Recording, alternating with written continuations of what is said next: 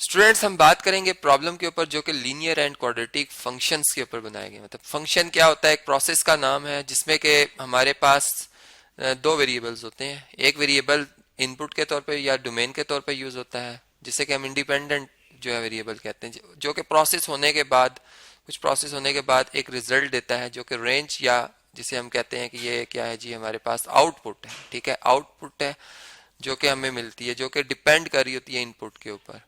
तो अब क्या है कि ये जो आपके पास एक प्रोसेस है, ये हम अपनी रियल लाइफ में भी मुख्तलिफ फंक्शंस में देख सकते हैं। ठीक है, जैसे अगर हम अपने स्टोमक को देख लें तो ये भी एक फंक्शन परफॉर्म कर रहा होता है जो कि फूड को एनर्जी में कन्वर्ट कर रहा होता है। ठीक है, चलें अब हमारा जो क्वेश्चन है कुछ इस टाइप का कि which of the following functions are linear and which of them are quadratic.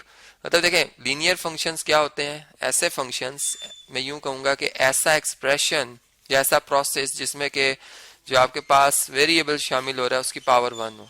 मतलब x+3 मैं लिख दूं।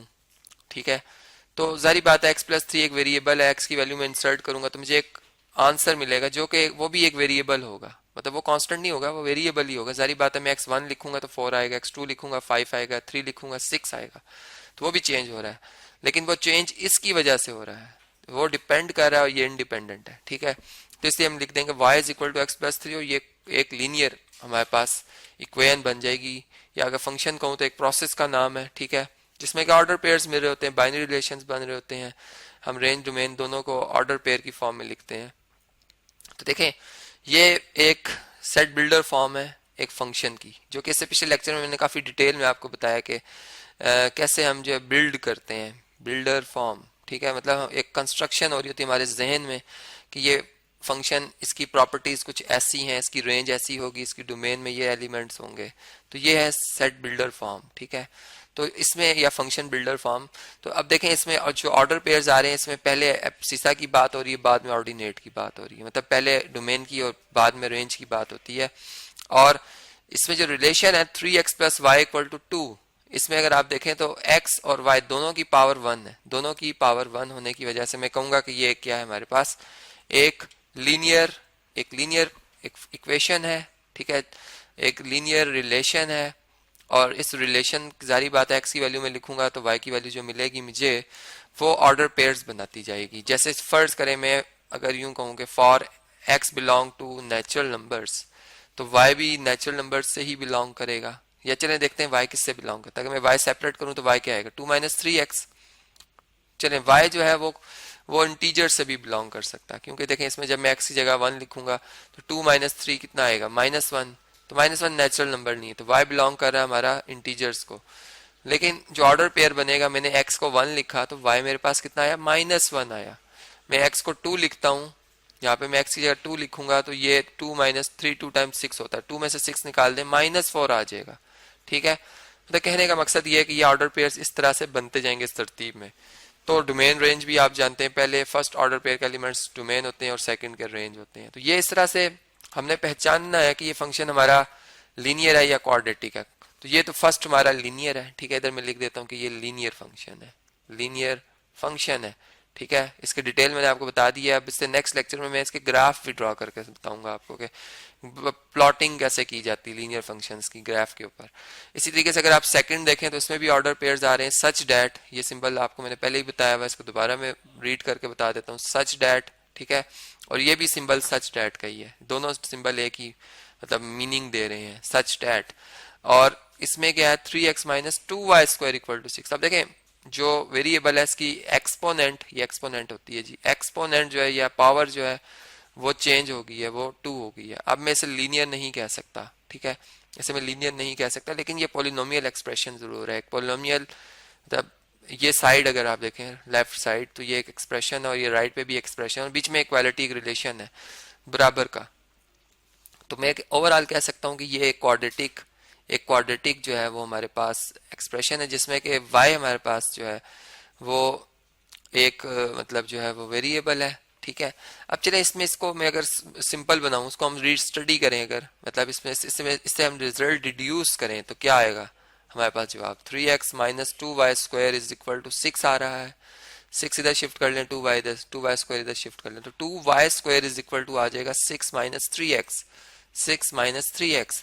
तो इसमें आप जो भी x की वैल्यू लिखेंगे, ठीक है, x की आप वैल्यू लिखेंगे, मैं सिर्फ ये बताने जा रहा हूँ कि क्या ये फंक्शन है या नहीं, ये भी हमने बात देखनी है, ठीक है, ये भी हमने बात देखनी, तो मैं आपको ओवरऑल स्टडी करके बता रहा हूँ। तो इसमें जब मैं x की जगह 1 लिखता हूँ, फर्ज करें तो मेरे पास y की वैल्यू क्या आती है, 2y² इज इक्वल टू आ जाएगा 6 माइनस 3, जो कि किसके इक्वल होता है, 3 के इक्वल होता है, और y² इज इक्वल टू किसके आ जाएगा, y² इज इक्वल टू आ जाएगा 3/2 के, ठीक है, 3/2 के। मतलब अब मसला ये है कि y किसके इक्वल होगा, जारी बात है, तो y² है, तो y तो इक्वल टू आ जाएगा प्लस माइनस स्क्वायर रूट 3/2 के। इट्स मीन कि मैं x को 1 लिखता हूं तो मेरा जवाब अंडर रूट 3/2 भी आता है, और मैं x को 1 ही लिखता हूं तो मेरा जवाब माइनस अंडर रूट 3/2 भी आता है, जो कि इम्पॉसिबल है। मतलब मैं यूं बात करूं कि हम एक टाइम एक एप्पल खाते हैं, ठीक है, एप्पल खाते हैं तो हमें उससे 100 कैलोरीज एनर्जी मिले, और फिर उसी एप्पल को मैं खाऊं तो मुझे 200 कैलोरीज मिले। क्या ऐसा मुमकिन है, जो कि नहीं है, पॉसिबल नहीं है, मतलब फंक्शन की डेफिनेशन के खिलाफ है।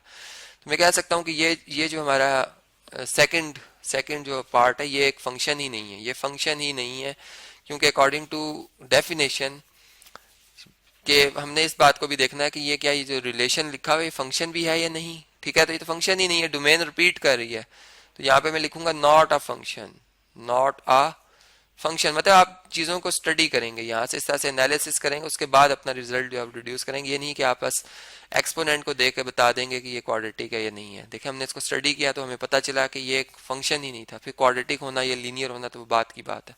लेकिन इसको अगर देखें तो ये अब एक फंक्शन है। पहली बात कि फंक्शन इसलिए है कि इसमें डोमेन हमारी रिपीट नहीं करेगी। क्यों नहीं रिपीट करेगी, देखिए मैं एक्स की जगह जब 1 लिखता हूँ जो कि डोमेन है, तो एक डोमेन लिखने से एक ही रेंज मिलती है। कैसे कि 1/3 एक्स का स्क्वायर, मतलब 1 का स्क्वायर 1 होता है, और 3 मल्टीप्लाई बाय 1/3 आपका आंसर 1/3 आएगा, ठीक है। मतलब एक डोमेन के अगेंस्ट एक रेंज आएगी, यूनिक रेंज आएगी, ठीक है, रिपीट नहीं करेगी। इसका तो ये फंक्शन है, ठीक है, पहली बात तो हमने देखा फंक्शन है। फिर दूसरी बात कि इसमें अब वेरिएबल की पावर जो है, जो कि हमारा इंडिपेंडेंट वेरिएबल, असल चीज ये कि इंडिपेंडेंट जो वेरिएबल है उसकी एक्सपोनेंट देखनी होगी, कि इंडिपेंडेंट जो वेरिएबल है उसकी एक्सपोनेंट 2 है, ठीक है।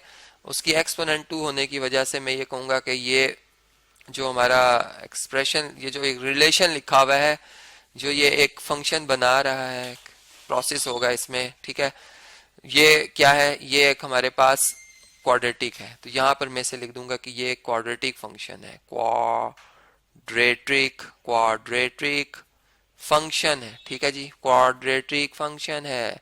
क्लियर होगी बात। चलें जी, इससे नेक्स्ट अगर हम चलें तो एक और रिलेशन भी लिखा हुआ है।